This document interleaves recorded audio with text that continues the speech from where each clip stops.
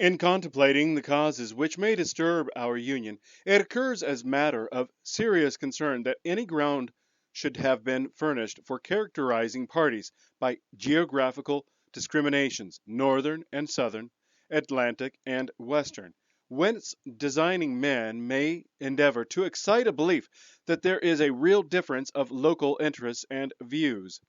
One of the expedients of party to acquire influence within particular districts is to misrepresent the opinions and aims of other districts. You cannot shield yourselves too much against the jealousies and heartburnings which spring from these misrepresentations. They tend to render alien to each other those who ought to be bound together by fraternal affection. The inhabitants of our Western country have lately had a useful lesson on this head. They have seen in the negotiation by the executive and in the unanimous ratification by the Senate of the treaty with Spain, and in the universal satisfaction at that event throughout the United States, a decisive proof how unfounded were the suspicions propagated among them of a policy in the general government and in the Atlantic States unfriendly to their interests in regard to the Mississippi. They have been witnesses to the formation of two treaties, that with Great Britain and that with Spain, which secure to them everything they could desire in respect to our foreign relations towards confirming their prosperity.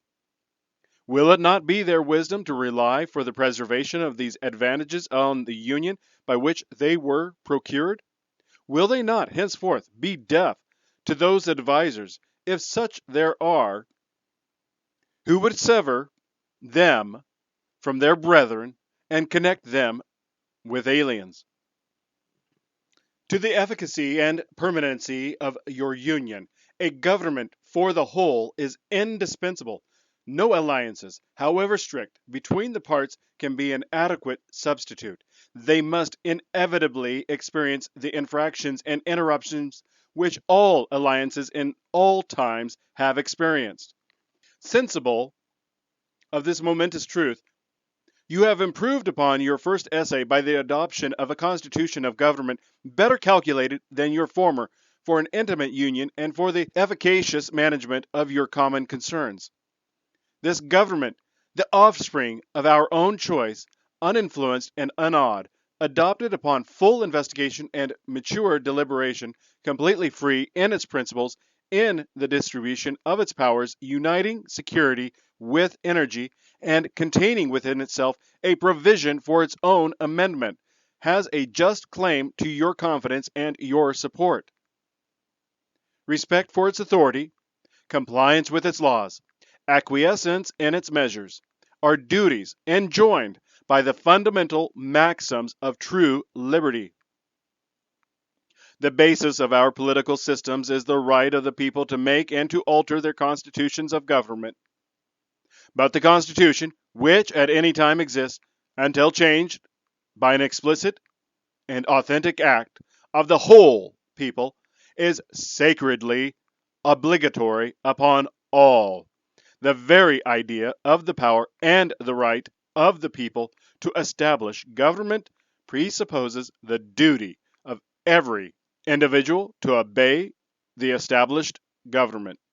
All obstructions to the execution of the laws, all combinations and associations under whatever plausible character with the real design to direct, control, counteract, or awe the regular deliberation and action of the constituted authorities, are destructive of this fundamental principle and of fatal tendency. They serve to organize faction, to give it an artificial and extraordinary force, to put in the place of the delegated will of the nation the will of a party, often a small but artful and enterprising minority of the community, and, according to the alternate triumphs of different parties, to make the public administration the mirror of the ill-concerted and incongruous projects of faction, rather than the organ of consistent and wholesome plans digested by common councils and modified by mutual interests. However, combinations or associations of the above description may now and then answer popular ends, they are likely, in the course of time and things, to become potent engines by which cunning, ambitious, and unprincipled men will be enabled to subvert the power of the people and to usurp for themselves the reins of government, destroying afterwards the very engines which have lifted them to unjust dominion. Towards the preservation of your government and the permanency of your present happy state, it is requisite not only that you steadily discountenance irregular oppositions to its acknowledged authority, but also that you resist with care the spirit of innovation upon its principles, however specious the pretext. One method of assault may be to effect in the forms of the Constitution alterations which will impair the energy of the system and thus to undermine what cannot be directly overthrown. In all the changes to which you may be invited, remember that time and habit are at least as necessary to fix the true character of governments as of other human institutions. That experience is the surest standard by which to test the real tendency of the existing constitution of a country. That facility in changes upon the credit of mere hypotheses and opinion exposes to perpetual change from the endless variety of hypotheses and opinion, and remember especially that for the efficient management of your common interests in a country so extensive as ours, a government of as much vigor as is consistent with the perfect security of liberty is indispensable. Liberty itself will find in such a government, with powers properly distributed and adjusted, its surest guardian. It is indeed little else than a name, where the government is too feeble to withstand the enterprises of faction, to confine each member of the society within the limits prescribed by the laws, and to maintain all in the secure and tranquil enjoyment of the rights of person and property. I have already intimated to you the danger of parties in the state, with particular reference to the founding of them on geographical discriminations. Let me now take a more comprehensive view and warn you in the most solemn manner against the baneful effects of the spirit of party generally. This spirit, unfortunately, is inseparable from our nature, having its root in the strongest passions of the human mind. It exists under different shapes in all governments, more or less stifled, controlled, or repressed. But in those of the popular form, it is seen in its greatest rankness and is truly their worst enemy. The alternate domination of one faction over another, sharpened by the spirit of revenge natural to party dissension, which in different ages and countries has perpetuated the most horrid enormities, is itself a frightful despotism. But this leads at length to a more formal and permanent despotism. The disorders and miseries which result gradually incline the minds of men to seek security and repose in the absolute power of an individual, and sooner or later the chief of some prevailing faction, more able or more fortunate than his competitors, turns this disposition to the purposes of his own elevation on the ruins of public liberty, without looking forward to an extremity of this kind, which nevertheless ought not to be entirely out of sight.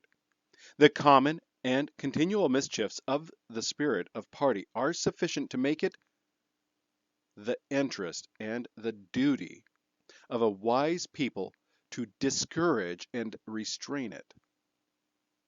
It serves always to distract the public council and enfeeble the public administration.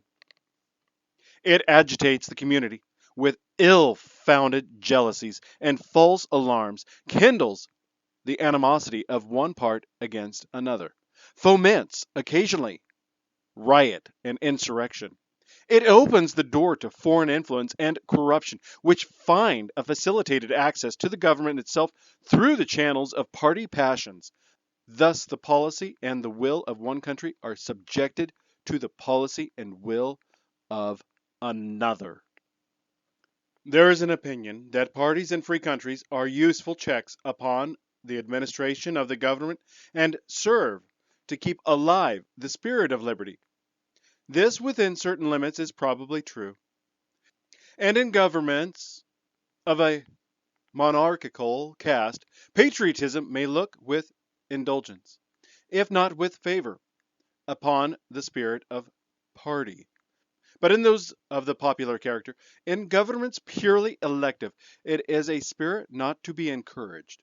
From their natural tendency, it is certain there will always be enough of that spirit for every salutary purpose, and there being constant danger of excess, the effort ought to be by force of public opinion to mitigate and assuage it, a fire not to be quenched. It demands a uniform vigilance to prevent its bursting into a flame, lest instead of warming it should consume. It is important, likewise, that the habits of thinking in a free country should inspire caution in those entrusted with its administration to confine themselves within their respective constitutional spheres, avoiding, in the exercise of the powers of one department, to encroach upon another. The spirit of encroachment tends to consolidate the powers of all the departments in one, and thus to create, whatever the form of government, a real despotism. A just estimate of that love of power and proneness to abuse it, which predominates in the human heart, is sufficient to satisfy us of the truth of this position. The necessity of reciprocal checks in the exercise of political power by dividing and distributing it into different depositories and constituting each the guardian of the public will against invasions by the others has been evinced by experiments ancient and modern, some of them in our country and under our own eyes. To preserve them must be as necessary as to institute them. If, in the opinion of the people, the distribution or modification of the constitutional powers be in any particular wrong, let it be corrected by an amendment in the way which the Constitution designates. But let there be no change by usurpation, for though this, in one instance, may be the instrument of good, it is the customary weapon by which free governments are destroyed. The precedent must always greatly overbalance in permanent evil any partial or transient benefit which the use can at any time yield.